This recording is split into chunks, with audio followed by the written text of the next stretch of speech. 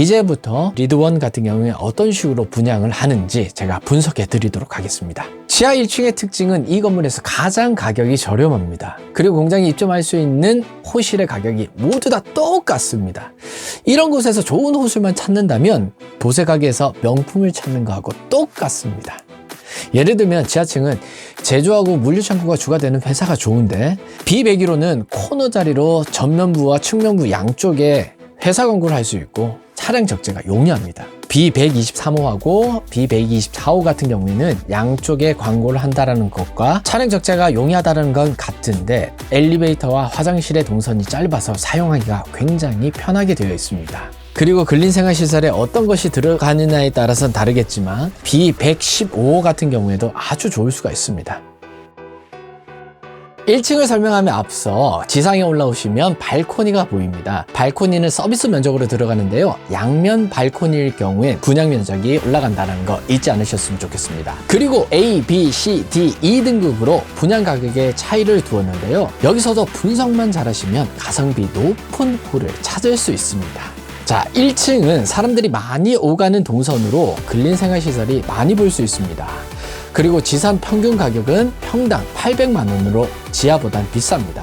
지하고는 다르게 외부 조건, 조경이나 직원들이 다닐 수 있는 동선이 편리한 거에 따라서 호실을 정하시는 게 좋은데요. 예를 들면 실내 근무 시간이 많은 경우에는 지하에서는 관심도 없었던 105호나 106호가 훨씬 더 좋을 수가 있습니다. 2층으로 올라오니까 근린생활시설 호수가 좀 줄어들고 지산 호수가 늘어난 걸 볼 수 있는데요. 1층에 비해 지산 평균 분양 가격은 조금 떨어지고 그리고 근린생활시설 평균 분양 가격은 80% 정도나 감소했습니다. 여기서 가성비 높은 걸 예를 들자면 202호, 203호, 204호에 비해서 비슷한 조건인데 207호하고 208호가 분양가가 낮습니다. 그러면 선택은 207, 8호를 해야 되겠죠? 그리고 210, 211, 218, 219, 220, 221호는 근린생활시설은 가까운데 외부 창이 없습니다.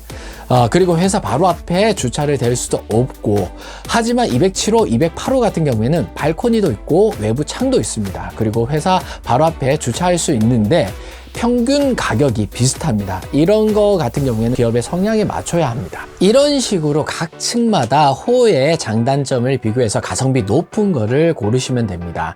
이제부터는 시간 관계상 각 호수 말고 층마다의 어떤 분석을 해서 여러분한테 설명드리도록 하겠습니다.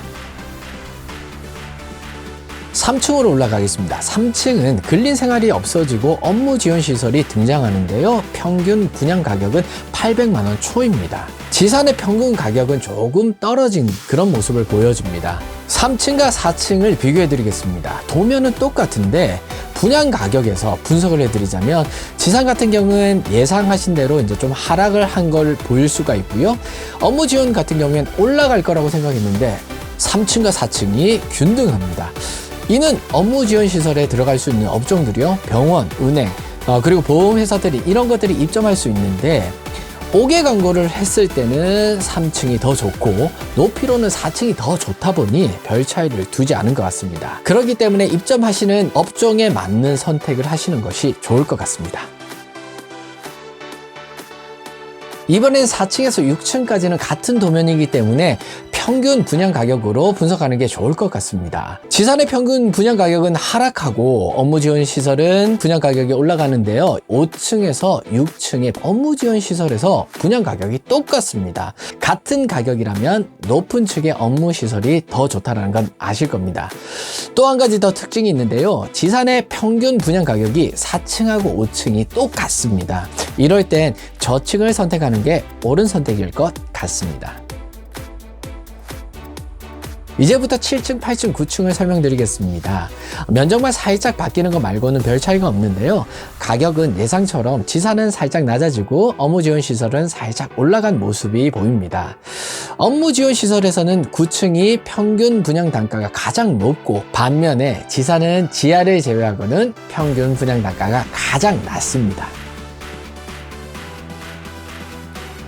이제부터 지상 10층을 설명드리겠습니다. 이건 잘 들으셔야 되는데요. 드라이브 인코스로는 최고 높은 층입니다. 하지만 소수의 몇 호 안 되는 지산과 넓은 정원으로 되어 있고 전망은 낙동강과 오션뷰가 나오기 때문에 사실상 제조뿐만이 아니라 섹션에 가깝다고 해도 과언이 아닌데요. 그러다 보니 평균 분양 가격이 9층에 비해서도 높은데 11층보다도 더 높습니다. 지상 1층을 제외한 어떤 층에도 볼 수 없는 그로잉 가든을 소수만이 가질 수 있는 업무 환경, 이런 건 놓쳐선 안 되겠죠?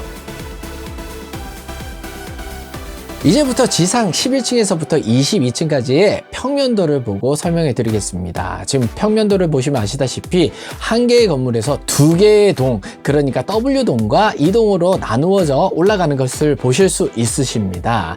W동은 서쪽이고 그 다음 E동은 동쪽으로 보시면 되는데요. 그리고 제조를 주로 하는 공장보다는 섹션을 주로 하는 그런 공장으로 성격이 바뀌었습니다. 그리고 아래층하고는 달리 이면 발코니가 많아졌습니다. 전망을 위주로 하는 섹션이다 보니까 개방감을 많이 느낄 수 있게끔 그런 디자인을 한 것 같습니다. 하지만 조금 아쉬운 게 건물적인 특징 때문에 24호하고 25호는 같은 건물에 좀 막혀서 조망권이나 이런 부분들에 아쉬운 부분들이 있습니다. 이는 가격에서도 느낄 수 있는 것 같이 같은 층에서도 가장 낮은 분양 가격을 보실 수가 있으십니다. 이제부터 층층마다의 분양 가격의 특성을 설명드리겠습니다. 12, 13, 14층 같은 경우에는 분양 가격이 같고요. 15, 16, 17층의 분양 가격이 똑같습니다. 그리고 18, 19, 20, 21층의 분양 가격이 서로 똑같습니다. 그렇다면 섹션에서는 분양 가격이 같다면 높은 층으로 하시는 게 좋겠죠?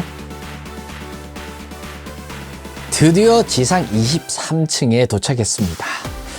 외형으로 볼 때 건물과 건물을 연결하는 다리 역할을 하는 호실입니다. 이로 인해서 다른 건물들과 차별화된 느낌을 한 번에 알 수 있습니다. 이런 거 하나 때문에 건물의 가치를 높여주는 거 아니겠습니까? 그도 그런데다 섹션과 섹션을 연결하는 호실이 근린생활시설입니다. 보통 근린생활시설 하면 아래에 있어야 되는데 그런 편견을 깨고 전망 좋은 위치에 이렇게 올라와 있습니다. 그래서 분양 단가도 지상 2층보다는 높게 측정이 되어 있는데요. 전층을 다 쓰신다라고 생각하신다면 테마별로 W동과 E동을 나눠서 거기에 연결하는 회사 브랜드의 상가를 입점해서 전층을 다 사용한다면 상상을 해보십시오. 당연히 평균 단가는 높습니다. 이제부터 24층을 설명해 드리겠습니다. 두 개의 동을 연결은 해 두었는데요. 건너 다니지는 못합니다. 그런데 평균 분양 가격이 25, 26층보다도 높습니다.